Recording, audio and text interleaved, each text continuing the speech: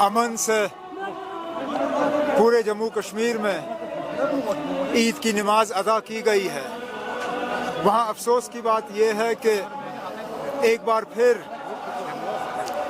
श्रीनगर के उस ऐतिहासिक और मुकामी जामा मस्जिद में ईद की नमाज अदा करने की इजाज़त नहीं दी गई, जो कि मुझे लगता है एक तो अफसोस की बात है, और दूसरी तरफ से कहीं ना कहीं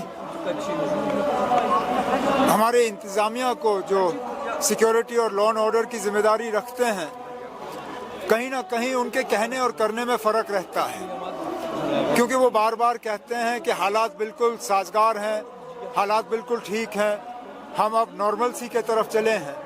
लेकिन ये कहाँ की नॉर्मल सी, जहाँ श्रीनगर के सबसे बड़े मस्जिद में ईद की नमाज अदा करने की इजाज़त नहीं दी जाती।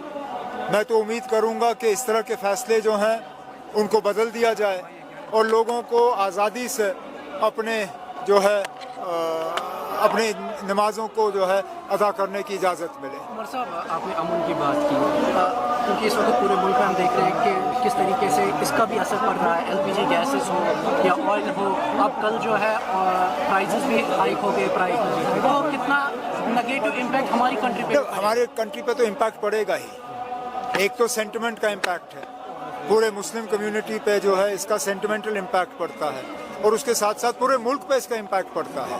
अब चलिए, हमारे सेंटिमेंट्स तो हर्ट हो ही जाते हैं, लेकिन जिन लोगों को कीमती गैस और डीजल के हवाले से अपना घर चलाना मुश्किल हो जाता है, उन पे भी इम्पैक्ट होता है। इसलिए मैंने कहा कि हमारे तरफ से एक ही दुआ होनी चाहिए आज कि जल्द से जल्द ये नाजायज़ जंग जो है ये बंद हो और अमन जो है वो दोबारा से बहाल हो। Thank you so much.